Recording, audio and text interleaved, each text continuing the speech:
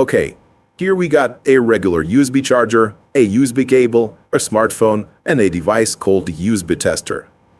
It can display the voltage and current flowing through the cable. I am connecting the charger to the wall outlet and inserting a USB tester into it. Nothing unusual happens.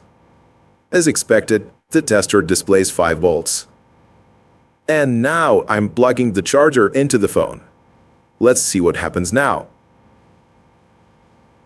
Miracle! The charger increases voltage to 9 volts. What does it mean? It means that the fast charging protocol has been activated. The principle underlying it was formulated many years ago by Nikola Tesla, who invented his famous alternate current system. The idea was that on the transmitting side, at the power plant, the voltage would be stepped up using a transformer, and on the receiving side, stepped down. What for?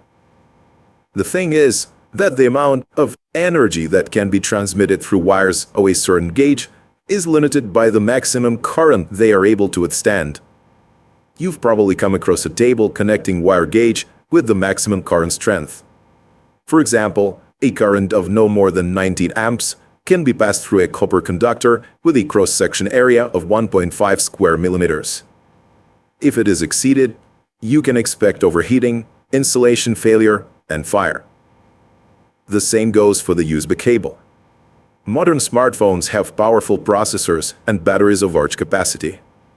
And the current that can be transmitted through a standard USB cable is not enough to charge them quickly. But charging requires power, not current.